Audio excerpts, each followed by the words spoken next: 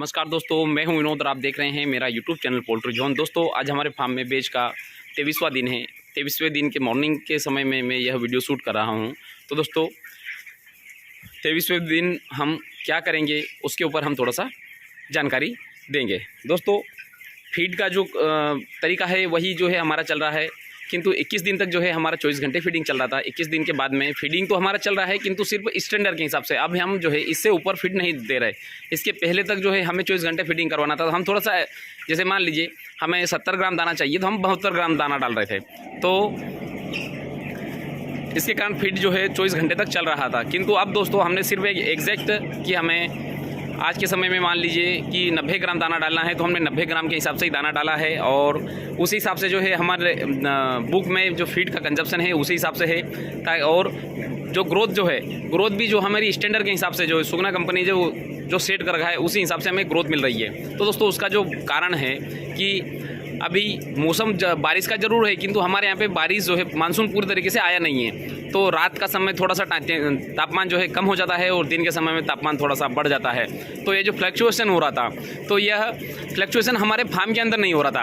अब दोस्तों बहुत सारे फार्मर भाई कमेंट करके पूछते हैं कि अब तापमान बढ़ जाएगा तो हमें क्या करना होगा। दोस्तों हमें तापमान बढ़ने पर हमें कुछ भी नहीं करना होगा कि जैसे ही तापमान हमने जो सेट कर रखा है कि 27 डिग्री से ऊपर जाएगा तो हमारा जो है कूलिंग पैड के ऊपर मोटर चालू हो जाए और एक एग्जॉस्ट फैन जो है वो चालू हो जाए। तो दोस्तों जैसे ही तापमान बढ़ता है जनरली तापमान जो है 27, 28 या 29 के आसपास मतलब है फिलहाल में जो है बाहर के वातावरण का। तो दोस्तों तापमान ज़्यादा नहीं जा रहा है किंतु अगर जैसे ही जाता है तो कूलिंग पैड के ऊपर जो है पानी की मोटर चालू हो जाती है और एग्जॉस्ट फैन चालू हो जाता है, जिसके कारण जो है फार्म के अंदर का तापमान वही का वही जो बना हुआ है। दोस्तों मुर्गियों के लिए हमने देखा होगा कि ठंड के समय में मुर्गियां जो है अच्छा वजन ले लेती है बिना कुछ ज़्यादा मैनेजमेंट किए, बस हमें ब्रूडिंग अच्छा करना होता है। तो दोस्तों हमने जो ठंड का जो माहौल है वो अभी से जो है बरसात में ही दे दिया, क्योंकि बरसात में मौसम जो है गर्मी का भी होता है और ठंड का भी होता है। अगर बारिश होगी तो ठंड का माहौल हो जाएगा और अगर बारिश नहीं होगी तो गर्मी का माहौल हो जाएगा। तो दोस्तों उस कंडीशन में जो है तापमान का जो परिवर्तन जो होता है उसके कारण जो हम जिस प्रकार से जो ग्रोथ चाहते हैं उस प्रकार से फिर भी जो है हमें ठंड के जैसी ग्रोथ नहीं मिल पाती। किंतु दोस्तों इसी पोल्ट्री फार्म की खासियत यही है कि बाहर के तापमान से अंदर के तापमान के ऊपर इतना परिवर्तन नहीं होता है। 1 या 2 डिग्री का परिवर्तन होता है। मान लीजिए बहुत ज़्यादा ही अगर तापमान है तो तापमान जैसे हमने 27 अगर सेट कर रखा है तो 29 पे चला जाएगा। किंतु अगर तापमान बहुत ज़्यादा मान लो 20 डिग्री भी अगर आ गया तो भी फार्म के अंदर का तापमान जो है ऐसा नहीं है कि अगर 20 डिग्री बाहर का तापमान अगर हो गया है तो फार्म के अंदर का तापमान 17 डिग्री हो जाएगा। दोस्तों ऐसा नहीं है।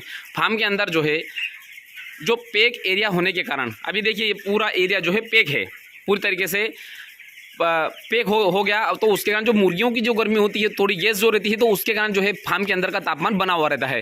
ज़्यादा ठंड होने पे भी मुर्गियों को जो है परेशानी उठानी पड़ती है। तो दोस्तों अगर आप देखेंगे कि बाहर अगर फार्म के अंदर अगर हम ज़्यादा अगर ठंडा अगर तापमान अगर रहेगा बहुत ज़्यादा 17-18 डिग्री अगर रहेगा तो बच्चे दाना पानी सब बंद कर देंगे और बिल्कुल एक जगह पर ही बैठ जाएंगे, पास में होकर बैठ जाएंगे। किंतु यहाँ पर ऐसा नहीं दिख रहा है।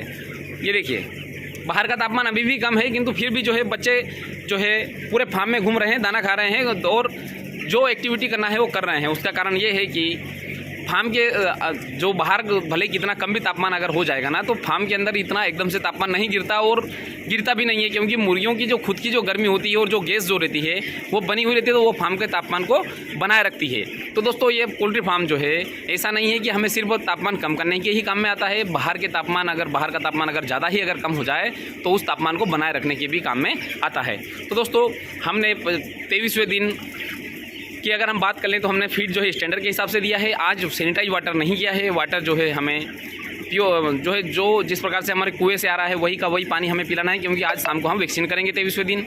और दोस्तों उसके साथ में जो हम किसी भी प्रकार से अभी मेडिसिन नहीं दे रहे हैं, वैसे देना चाहिए किंतु समय की कमी के चलते जो मेडिसिन जो आना चाहिए जैसे जिप्रोमिन ब्रूटोन, ये बहुत सही समय है जब मोमेंटम अच्छा हो मुर्गियों का।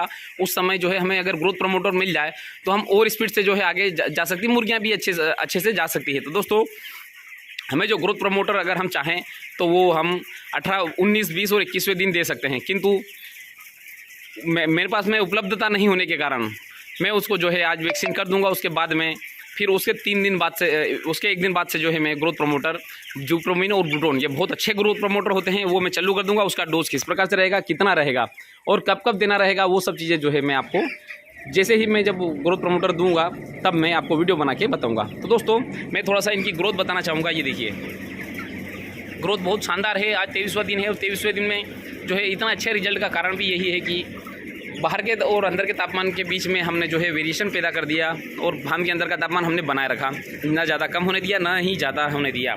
अब दोस्तों और लीटर की जो क्वालिटी है वो मैंने आपको कल भी बताया था। आप देखिए दोस्तों बीट जो है, बीट अगर अच्छी रहेगी आपकी तो बीट से ही आप अंदाज़ा लगा लीजिए कि अगर आप फार्म में चल रहे हो और अगर आपके जूते या फिर चप्पल में अगर बुरा दाग अगर नहीं चिपक रहा हो और चिपक भी रहा हो और अगर बहुत कम चिपक रहा हो, इसका मतलब ये है कि फार्म के अंदर का वातावरण मुर्गियों के अनुकूल है।